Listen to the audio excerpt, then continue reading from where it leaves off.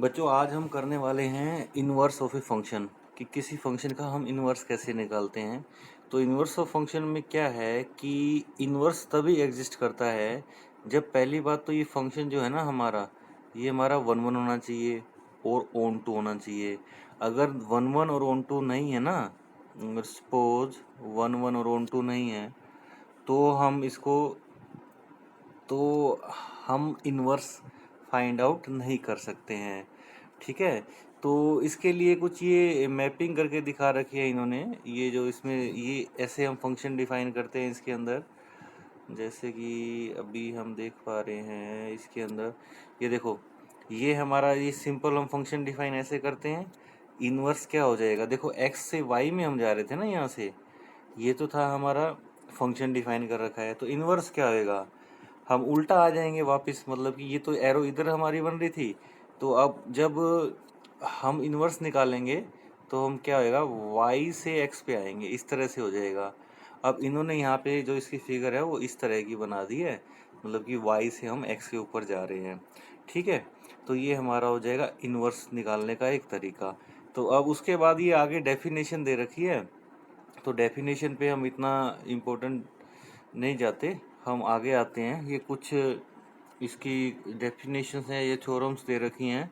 इसमें क्या है कि इसमें ये दे रखा है हमारे को कि the inverse of bijection is unique, the inverse of bijection is also bijection. ये थ्योरम्स हैं, इतने इनकी भी इतनी इंपॉर्टेंस नहीं है। तो हम जो डायरेक्ट है वो हम क्वेश्चन पे आते हैं। तो देखो कैसे करते कैसे हैं इसके अंदर। जैसे कि आप स्क्रीन पे देख पा रहे हैं कि एक हमारा एक फंक्शन है इसके अंदर।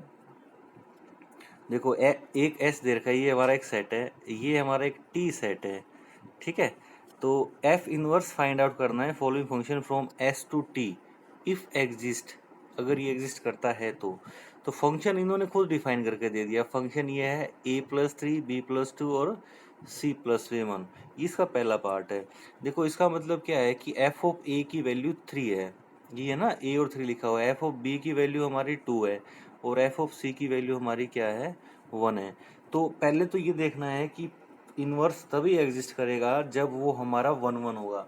अगर मान लो वो वन वन नहीं है, वन वन नहीं है और ओन टू भी नहीं है, तो हम इनवर्स एग्जिस्ट नहीं कर सकते। ठीक है, तो इनवर्स एग्जिस्ट ही नहीं करता जब तक हमारा ये वन वन और ओन टू नहीं होगा। अब यहाँ पे देखो, इसमें डिफरेंट एलिमेंट की डिफरेंट इमेज आ रही है ना। जैसे कि हमारा ये एफ ऑफ ए है, एफ ऑफ ए की जो वैल्यू आ रही है, एफ ऑफ ए की जो हमारी वैल्यू आ रही है वो क्या आ रही है, देखो यहाँ पे एफ ऑफ ए की वैल्यू 3 आ रही है, बी की वैल्यू 2 आ रही है, सी की वैल्यू 1 आ रही है। तो ए की 3 आ रही है, बी की वैल्यू 2 आ रही है, सी की 1 आ रही है, तो अलग अलग आ रही है। तो ये हमारा वन वन हो जाएगा। ठीक है, अब दूसरा क्या होता है, ऑन टू कब होता है, also every element of T has at least one preimage. Onto हम निकालते हैं कि हर किसी एलिमेंट की प्री इमेज होनी चाहिए, ये हम पहले डिस्कस कर चुके हैं। तो यहाँ पे ये प्री इमेज भी है, तो ये इन्वर्टिबल होगा। इन्वर्टिबल होगा तो क्या होगा, इन्वर्स कर देंगे तो क्या हो जाएगा, 3 आगे चला जाएगा, ए को हम पीछे लिख देंगे। ठीक है, और इसी तरह से हमारा पूरा का पूरा ये लिखा जाएगा, ये हमारा इन्वर्स आ जाएगा। ठीक है, तो आई होप कि आपको समझ में आ गया होगा। अब इसके आगे अगर हमने सेकेंड एग्जाम्पल ले लें, तो सेकेंड एग्जाम्पल में देखो क्या लिखा हुआ है, f is equal to a2b1c1। अब पहले हमें ये देखना है ना कि इसके अंदर ये हमारा इन्वर्टिबल भी है क्या नहीं है। अगर इन्वर्टिबल ही नहीं होगा तो हम इन्वर्स कैसे निकाल पाएंगे। देखो एफ ऑफ ए की वैल्यू 2 आ रही है ना, एफ ऑफ ए की वैल्यू 2 है, बी की वैल्यू भी 1 आ रही है और सी की वैल्यू भी 1 आ रही है, तो ये वन वन ही नहीं है, तो this is not one one. तो अगर ये नॉट वन वन है तो ये इन्वर्टिबल तो रहा नहीं ना, तो इसीलिए ये इसका इन्वर्स फाइंड आउट नहीं कर सकते। तो एफ इज नॉट इन्वर्टिबल, तो इसका इन्वर्स हम फाइंड नहीं कर सकते। तो आगे हम कुछ क्वेश्चन लेते हैं, और क्वेश्चन में देखो एक ये एग्जाम्पल है, इसमें अच्छे से क्लियर होगा कि वो तो छोटा सा एग्जाम्पल था। इसमें देखो क्या लिखा हुआ है, प्रूव डेट, हमें प्रूव करना है f is a bijective function and hence find its inverse F R to R is defined as F X की वैल्यू ये है और एफ एक्स। दो क्वेश्चन है तो हम पहले वाला पार्ट करते हैं। बाइजेक्टिव फंक्शन है मतलब कि ये वन वन और वन टू है, तो सबसे पहले हम इसको वन वन प्रूव करना चाहेंगे। वन वन प्रूव करने के लिए हमें क्या करना पड़ेगा, इसमें इस तरह से भी हम वन वन प्रूव करते हैं। हम F of X one equal to F of X two लेके चलेंगे। x की जगह पे एक बारी हमने x1 पुट कर दिया और एक बारी हमने x2 पुट कर दिया। जब x2 पुट करा तो दोनों इससे आना क्या चाहिए, x1 इक्वल टू में x2 आना चाहिए। तो x1 हमारा किसके इक्वल आ गया, x2 के इक्वल आ गया। x2 के इक्वल आने के बाद हमारा f क्या हो जाएगा, 1 1 हो गया। 1 1 होने के बाद अब इसको ऑन टू भी प्रूव करना है। ऑन टू हम किस तरह से प्रूव करते हैं, ऑन टू प्रूव करने के लिए हम क्या करते हैं, हम लेट कर लेते हैं। लेट कर लिया हमने यहाँ पे F X is equal to में Y, F X equal to में वाई। अब एफ एक्स की वैल्यू थी 2x प्लस 3 इक्वल टू में वाई। यहाँ से x की वैल्यू निकाली हमने, x की वैल्यू हमारी आ गई ये y माइनस 3 बाई में 2।